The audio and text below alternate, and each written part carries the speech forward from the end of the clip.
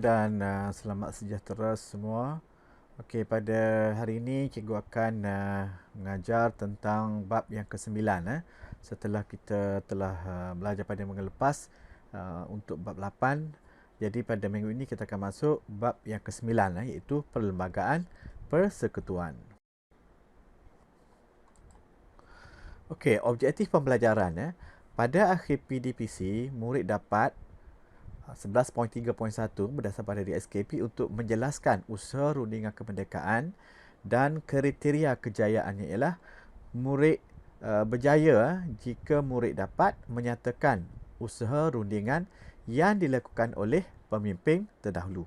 Inilah dia objektif dan juga kriteria kejayaan yang akan kita capai pada pembelajaran pada hari ini.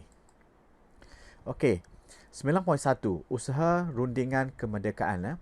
Untuk pengetahuan kamu, pihak Raja-Raja Melayu serta pemimpin yang dipilih oleh rakyat dan pihak British mengadakan beberapa rundingan dalam usaha merintis jalan ke arah kemerdekaan. Pemimpin yang dipilih oleh rakyat ialah seperti kita sedia maklum pada 8.3 bab 8 sebelum ini kita ada pilihan raya di mana mereka dipilih melalui pilihan raya pada tahun 1955. Lalu terbentuklah kabinet pertama. Itu dikatakan pemimpin yang dipilih oleh rakyat. Oleh itu mereka mengadakan beberapa siri rundingan dengan pihak British untuk merintis jalan ke arah kemerdekaan. Sementara itu, beberapa perubahan di dalam di luar negara mempengaruhi usaha kemerdekaan kita. Iaitu pertama kita tengok berlaku di luar negara. Keadaan selepas Perang Dunia Kedua menyaksikan usaha membebaskan negara daripada penjajahan seperti yang berlaku di Mesir, India, Burma, sekarang dipanggil Myanmar, dan Filipina. Pada saat ini, rakyat bangkit menentang penjajah dan ingin mencapai kemerdekaan. Itu yang berlaku di luar negara. Oleh itu, di negara kita ini juga, kerajaan British telah memberikan jaminan, dia garanti, dijamin bahawa mereka akan membantu Persekutuan Tanah Melayu untuk berkerajaan sendiri secepat mungkin. Sebab melihat kepada situasi yang berlaku di luar negara itu. Maka dengan menjadikan pilihan raya umum 1955 seperti kita pelajari pada bab sebelum ini, menjadi asas pembentukan perlembagaan ke arah berkerajaan sendiri. Inilah secara pengenalannya berkenaan dengan usaha rundingan kemerdekaan.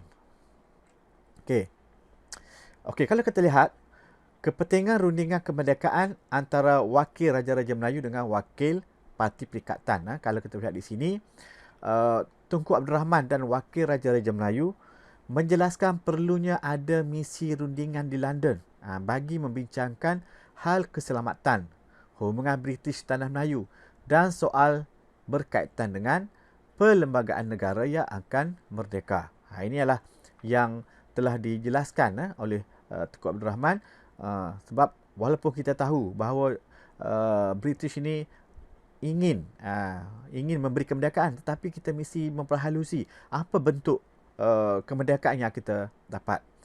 Jadi ketika ini, wakil Raja-Raja Melayu dan wakil Parti Perikatan mendapat sokongan segenap kaum tanpa mengira ideologi dan parti politik. Pada waktu ini mereka telah menguburkan perbezaan ideologi politik masing-masing dan mereka menyokong sepenuhnya tindakan yang dilakukan oleh Tunku Abdul Rahman. Jadi antara pihak yang menyokong termasuklah EEC Turaisingam, iaitu merupakan wakil orang Ceylon. Ingat tak lagi siapa EEC Turaisingam?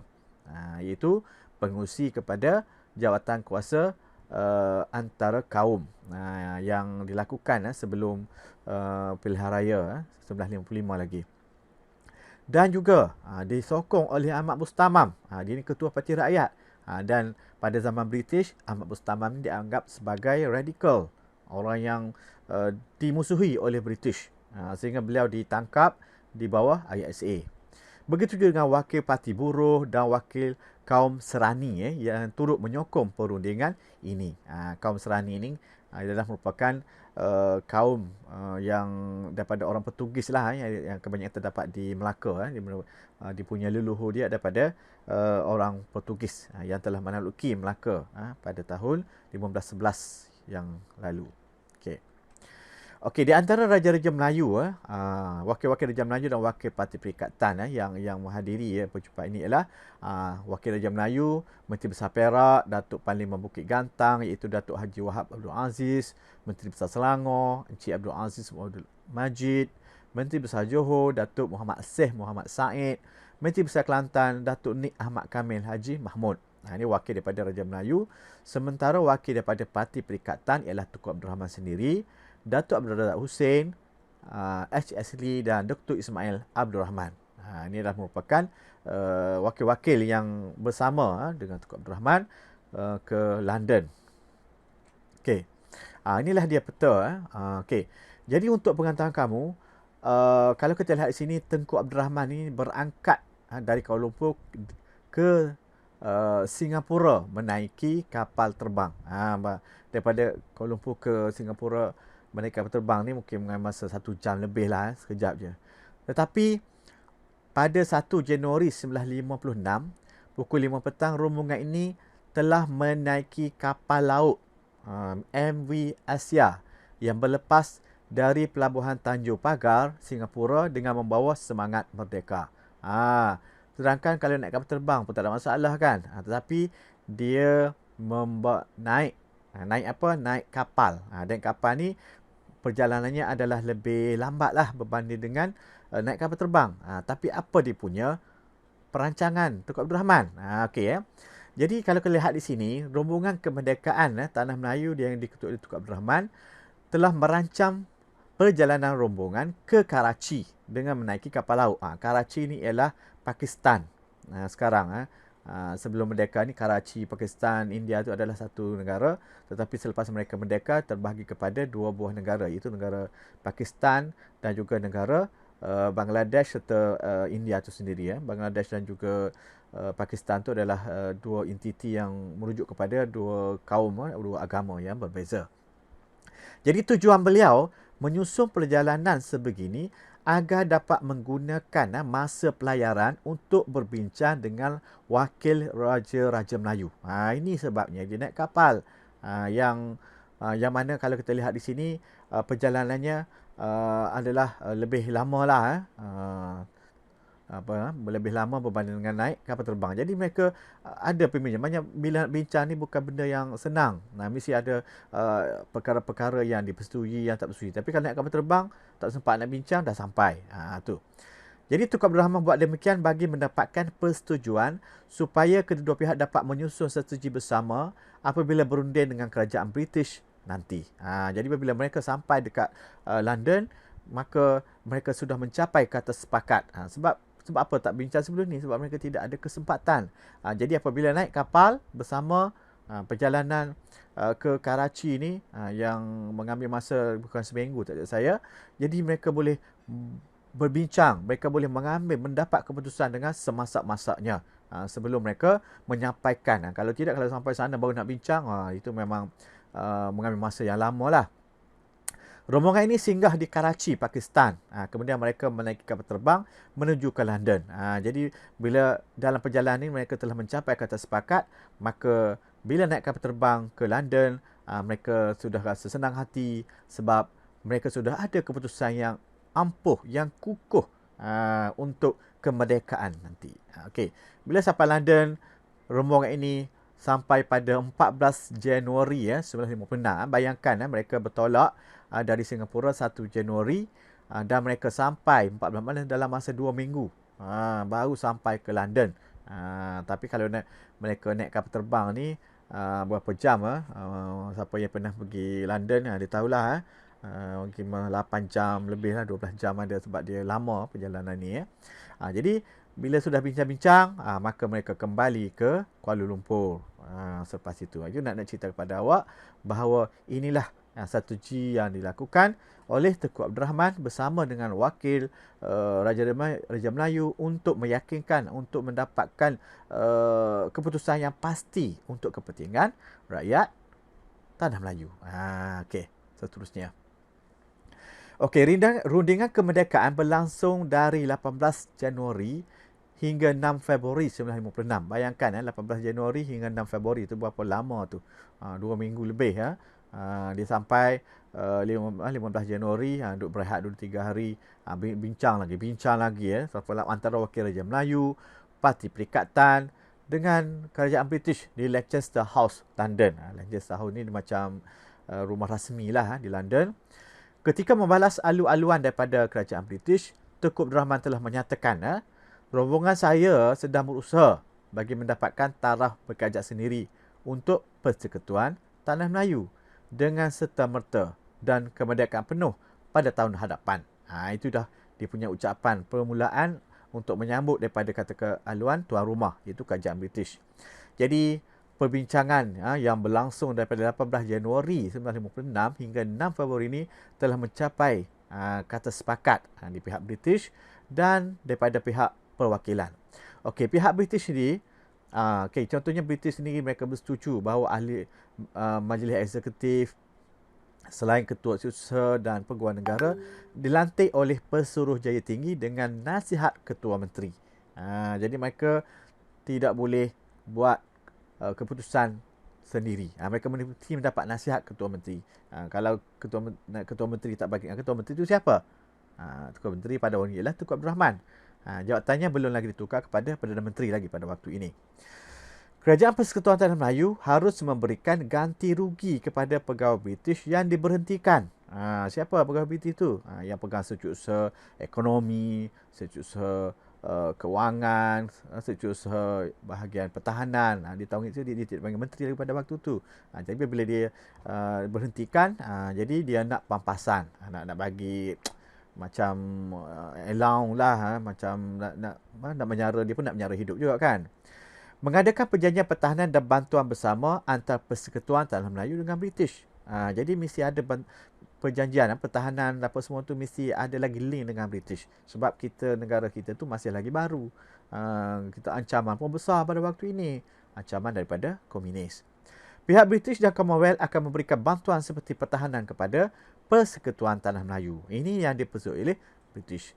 Sementara perwakilan Tanah Melayu pula menyatakan bahawa pertama, kami ingin menghapuskan jawatan Setiausaha Kewangan dan digantikan dengan Menteri Kewangan. Jadi Setiausaha Kewangan tu seperti kita sendiri maklum dalam bab yang sebelum ni dipegang oleh orang British. Dan British cakap, okey, tapi kami nak dia tu diberi ganti rugi, diberi allowance tertentu untuk kehidupan mereka. Yang kedua, menuntut juga agar Menteri Hal Ekonomi hendaklah dalam kalangan rakyat Persekutuan Tanah Melayu. Jangan diambil lagi pada orang British. Itu. Kemudian yang tiga adalah menginginkan Menteri Pertahanan Belia Rakyat Persekutuan Tanah Melayu menggantikan pengarah gerakan yang disanang oleh pegawai British. Jadi berapa dah? Ekonomi, keuangan, pertahanan. Jadi 3 pegawai British diberhentikan dan diganti dengan rakyat tempatan. Menuntut tarikh kemerdekaan tidak lewat dari 31 Ogos 1957. Ini saya tengok sebab apa dipilih sangat tajuk itu. Okay. Berunding tentang isu Suruhanjaya Perlembagaan, keuangan, keselamatan dalam negeri dan perkhidmatan awam. Inilah yang dipersetujui oleh mereka setelah naik kapal selama 2 minggu dan mencapai kata sepakat bulat Menteri Wakil Kerajaan dan juga Wakil Raja Melayu dan mereka bertegas. Lalu inilah yang dipersetujui dalam perundingan di London. Okey, boleh faham setakat ni? Okey. Dalam rundingan merdeka ini, segala perbincangan dihasilkan dalam satu laporan setebal 20 halaman. Ini laporan 20 halaman. Misi rombongan dari Persekutuan Tanah Melayu ini juga berjaya mendapatkan persetujuan kerajaan British untuk memberikan kemerdekaan kepada Tanah Melayu melalui satu perjanjian yang dikenali sebagai Perjanjian Kemerdekaan Tanah Melayu pada 8 Februari 1956. Dalam rundingan ini, kedua-dua pihak bersetuju untuk membentuk Suruhanjaya Perlembagaan yang berperanan merangka perlembagaan bagi negara kita. Inilah dia punya hasil daripada perundingan di London. Okey. Baik. Jadi itulah saya nak cakap mengapa dia perlu dapat tarikh 31 Ogos jadi tak boleh lewat. Sebab penetapan ini Tengku Abdul Rahman bersama dengan Tok Abdul Razak ni serta Ahmad Maliki dan Sulaiman Palestin um, menasihatkan agar setuju syarat British kawalan turut terlibat dalam kemerdekaan. Okey, jadi mereka ini telah pergi bertemu dengan um, Syekh Abdullah Fahim. Dia lah ulama besar dari Kepala Batas Negeri Sembilan. Negeri Sembilan, maaf. Dari Pulau Pinang. Beliau ialah merupakan datuk kepada Tun Abdullah Ahmad Badawi, iaitu bekas Perdana Menteri kita yang kelima, selepas Tun Dr. Mahathir, Tun Abdullah Badawi dan lepas tu Datuk Seri Najib Tun Razak. Beliau ni merupakan juga ahli falak, ahli astronomi. Dia pandai ilmu kaji bintang apa semua.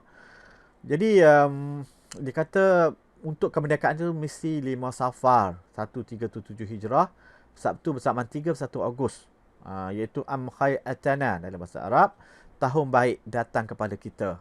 Iaitu di mana menurut beliau planet-planet yang penting di alam semesta berada sejajar dengan bumi. Jika tidak 1957 terpaksa tunggu 31 Ogos 1962. Ini lagi lambat. Maknanya kena tunggu 5 tahun lagi. Pada Jumaat 30 Rabiul Awal 1382 Hijrah. Meramalkan dalam masa 7 tahun Melayu akan bertukar nama meninggal pada 27 April 1961 dalam usia 92 tahun. Itu dia seorang mufti yang merupakan seorang yang cukup alim pada waktu ini. Okey. Inilah kalau awak ada dalam buku teks tu, awak cuba tengok QR code. Inilah laporan akhbar luar negara berkaitan dengan rundingan. Ini awak boleh baca. Ini awak boleh buat QR code. Dia ada dalam buku teks awak tersebut.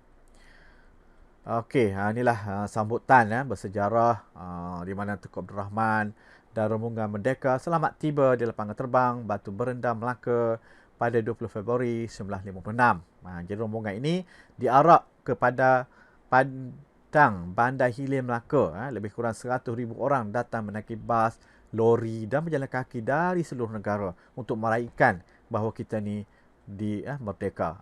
Jadi tarikh, ingat yang perisytiharan tu di Dataran Merdeka ataupun di Stadium Merdeka, tetapi pengumuman tentang kemerdekaan tu di Padang Bandar Hilir, Melaka. Sebab apa Bandar Hilir, Melaka? Sebab apa Melaka? Tahu? Sebab Melaka lah tempat mula-mula dijajah oleh Portugis, di walau sebelah kita. Jadi di situ kita dimulakan, dari situ kita nak tamatkan bahawa penjajahan, no penjajahan dah. Okey, mereka berkumpul untuk mendengar ucapan pengumuman tarikh penting. Tengku Abdul Rahman maklumkan bahawa melalui perjanjian kemerdekaan, negara kita akan diberikan kemerdekaan pada 31 Ogos 1957. Serentak dengan itu, rakyat yang membanjiri Padang Bandar Hilir, Melaka melaungkan merdeka dengan bergemuruh. Kita nak bayangkan, nanti saya akan boleh tengok dalam YouTube apa semua suasana. Nanti kita akan share nanti ya. Jadi langkah menuju kemerdekaan ini memperlihatkan gandingan kesungguhan semua pihak. Lantaran itu, keputusan yang dipilih oleh pemimpin negara harus dihormati supaya keharmonian berkekalan selamanya. Itulah dia tentang berkaitan dengan kemerdekaan. Jadi di sini kalau kita lihat memorial telah peristiwa kemerdekaan telah dibina mana menempatkan sejarah perjalanan negara ke arah kemerdekaan negara. Memorial ini dinamakan sedemikian bagi memperingati peristiwa pengumuman kemerdekaan Tanah Melayu yang dilakukan oleh Tengku Abdul Rahman. Okey, itu saja kelas pada hari ini. Kita tidak ada Google Meet, tapi awak kena lihat, kena menonton pengajaran saya, dan nanti awak akan jawab soalan yang akan saya share juga dalam WhatsApp. Okey, terima kasih. Bye.